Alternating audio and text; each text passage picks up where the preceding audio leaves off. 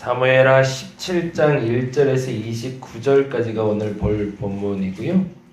그 중에 15절에서 23절까지만 볼까요?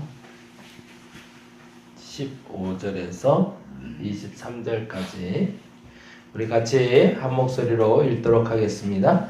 이에 후세가 사독과 아비아달 두 제사장에게 이르되 아히도벨이 압살롬과 이스라엘 장로들에게 이러이러하게 계략을 세웠고 나도 이러이러하게 계략을 세웠으니 이제 너희는 빨리 사람을 보내 다윗에게 전하기를 오늘 밤에 광야 나르타에서 자지 말고 아모쪼로 건너가소서 하라.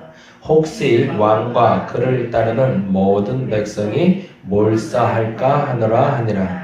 그때에 요나단과 아히마아스가 사람을 볼까 두려워하여 감히 성에 들어가지 못하고 에르로겔가에 머물고 어떤 여종은 그들에게 나와서 말하고 그들은 가서 다윗 왕에게 알리더니 한 청년이 그들을 보고 압살롬에게 알린지라. 그 두 사람이 빨리 달려서 바울임 어떤 사람의 집에 들어가서 그의 뜰에 있는 우물 속으로 내려가니 그 집 여인이 덮을 것을 가져다가 우물 어귀를 덮고 찌은 곡식을 그 위에 널매 전혀 알지 못하더라. 압살롬의 종들이 그 집에 와서 여인에게 묻되 아히마아스와 요나단이 어디 있느냐 하니 여인이 그들에게 이르되 그들이 시내를 건너가더라 하니 그들이 찾아도 만나지 못하고 예루살렘으로 돌아가니라. 그들이 간 후에도 두 사람이 우물에서 올라와서 다윗 왕에게 가서 다윗 왕에게 말하여 이르되 당신들은 일어나 빨리 물을 건너가소서. 아히도벨이 당신들을 해하려고 이러이러하게 계략을 세웠나이다. 다윗이 일어나 모든 백성과 함께 요단을 건널세 새벽까지 한 사람도 요단을 건너지 못한 자가 없었더라. 아히도벨이 자기 계략이 시행되지 못함을 보고 나귀의 안장을 지우고 일어나 고향으로 돌아가 자기 집에 이르러 집을 정리하고 스스로 목매어 죽음에 그의 조상의 묘에 장사되니라. 아멘. 아멘. 오늘은 아히도벨과 후세의 계략에 대해서 이야기를 좀 나누려고 합니다. 주차하기가 힘드셨죠? 요즘 차가 좀 많아졌네요. 왜 그런지 모르겠는데 특히 오늘은 분리수거하는 날이라 아마 지금 차대기가 좀 불편했던 것 같은데 여기 그 건너편 벌떡낙지 거기 주차하기 좋거든요. 조금 힘드시더라도 그냥 거기서 조금 걸어오시면 좋을 것 같고 거기 사장님이 저희들 예배 있을 땐 언제든지 주차는 할 수 있도록 개방을 해주셨으니까 편하게 부담 없이 사용하셨으면 좋겠고요. 이제 뭐 아파트 돌면 사실은 있긴 한데 생각보다 요즘 차가 좀 많아진 것 같아요. 그래서 좀 양해를 좀 구하도록 하겠습니다. 오늘 압살롬의 그 계략가 모사라고 부르는 사람 이야기를 좀 하려고 하는데 그 중에 이름을 조금 좀 기억을 해야 될 제가 계속 요새 이름 얘기를 좀 하는데 후세라는 이름이 나와요. 17장 15절에 나온 17장 15절에 한번 읽어볼까요? 이에 후세가에서 후세 동그라미를 좀 해놓으시고요. 다윗의 모략가, 다윗의 머리가 되는 다윗의 지식의 발판, 지혜의 발판이 되는 사람입니다. 그리고 사독 아비아달 얘기 드렸죠. 사독은 솔로몬 시대에 이제 절대적인 지도자가 된 대제사장이라고 그랬고 아비아달은 누구라고 그랬죠? 엘리 제사장의 후손, 마지막 후손이라고 말씀드렸습니다. 그리고 또 하나 기억해야 될 사람이 이에 후세가 사독과 아비아달 두 제사장에게 이르되 아히도벨이라고 나오잖아요. 이 아히도벨에 대해서 기억할 필요가 있습니다. 다윗에게는 모략가가 둘이 있었는데 그게 중요하죠. 한 사람의 지혜를 의지해서 움직이는 것도 좋죠. 신뢰를 위해서는 서로 간의 신심을 위해서는 한 사람의 말을 신뢰해주고 따라주는 게 참 좋습니다. 근데 좌의정, 우의정이 있는 것처럼 그리고 여당이 있고 야당이 있는 것처럼 힘의 균등함이 있을 때 건강한 지혜가 나올 수 있겠죠. 그래서 다윗은 후세와 아히도벨이라는 모략가를 세워놓고 정치를 해갔는데 문제는 한 가지 사건을 만나게 됩니다. 그게 바로 15장 12절인데요. 15장 12절 말씀 같이 한번 보겠습니다. 15장은 어떤 얘기냐면 그의 아들 압살롬이 전쟁을 준비하며 쿠데타를 일으킬 때 사람들을 모으고 있는 장면을 보게 되는데요. 이가 마지막에 불러온 사람이 누군지에 대해서 12절에 기록하고 있습니다. 쿠데타를 위해선 군대를 일으켰어야 될 거고 자기를 반대하는 세력을 제거해야 됐을 거고 그리고 나서 앞으로의 인도함을 받기 위한 모략가를 세우는데 그 모략가가 12절에 다음과 같이 나옵니다. 같이 읽어볼까요? 제사 드릴 때에 압살롬이 사람을 보내 다윗의 모사길로 사람 아히도벨을 그의 성읍 길로에서 청하여 온지라 반역하는 일이 커감에 압살롬에게로 돌아오는 백성이 많아지니라 라고 되어 있습니다. 여기서 말하는 요 아히도벨이 지금 말하는 아히도벨이에요. 이게 이제 압살롬의 입장에서도 스스로의 지혜를 끌어갈 사람이 필요했던 거죠. 그리고 사실은 그 중에 후세와 아히도벨 중에서 기준을 삼아봤던 것 같아요. 근데 한 가지 명확했던 건 후세는 절대적인 다윗의 신임을 받은 모략가였고 그리고 후세 역시도 배신을 하지 않을 모략가임을 알았던 압살롬은 후세를 청하지 않고 아히도벨을 청하게 됩니다. 이제 후대에서 나중에 밝혀진 사건이긴 하지만 이 아히도벨은 나이가 좀 많은 지략가예요. 나이가 아마 당시 나이가 뭐 정확하게 평가할 수 없으면 80이 넘지 않았을까라고 생각이 들어요. 왜냐하면 이의 손녀가 밧세바입니다. 그러니까 다윗의 아내가 됐던 그 밧세바가 이 사람의 손녀딸이에요. 이 사람 마음속에는 한 가지의 불평 요소가 들어있었겠죠. 모략가였지만 절대적인 다윗에 대한 신뢰이기보다 이 사람 마음엔 그 언젠가는 그에게 복수해라는 그 불씨가 있었겠죠. 그러던 차에 다윗이 힘을 잃게 되자 이 아히도벨은 자신의 모든 지혜를 동원해서 압살롬을 돕게 되는 겁니다. 그리고 나서 아주 첫 번째 지저분한 모략을 발생시키는데 그 모략이 뭐였냐면 다윗의 후궁 10명과 압살롬이 동침하게 하는 사건입니다. 그건 무슨 말일까요? 그의 손녀딸 밧세바가 더럽혀졌던 그 일에 대한 복수였겠죠.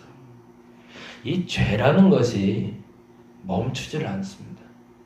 어느 순간에도 우리를 끊임없이 쫓아옵니다.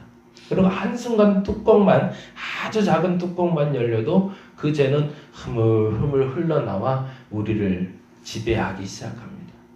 아히도벨은 자칫 그의 뛰어난 지혜를 사단의 계략에 농락당하고 만 거죠. 근데 그 정점이 뭐라고요? 제가 늘 말씀드리는 건데 죄에 대한 기본 요소가 있다고 그랬잖아요. 내가 좋아하는 건 또 하나는 내가 상처받았던 거. 그러니 아히도벨은 이 두 가지가 아주 접점해서 잘 만났던 겁니다. 그가 가장 좋아하는 그 지혜가 그 뛰어난 지혜가 그의 손녀딸인 밧세바의 상처와 만나서 죄라는 씨앗을 발화시켰던 거죠. 그래서 그 발화된 죄는 결국에는 압살롬과 후궁 10명이 잠자리 그것도 백주대낮이라고 되어 있습니다. 야밤에 그런 것도 아니라 모든 사람이 지켜보는 가운데 궁궐 가장 옥상에다 파티를 열어놓고 난잡한 성교 행위를 치르게 하는 것이 아히도벨의 첫 번째 계략이었습니다. 그리고 그가 12,000명의 군사를 동원해서 다윗을 치러 올라가려는 계략을 세우게 됩니다. 그래서 다윗을 없애버릴 생각이었던 거죠. 그래서 지금 오늘 본문이 17장에 보면 이렇게 되어 있습니다. 17장 한번 볼까요? 17장 1절 말씀 같이 한번 읽어보겠습니다.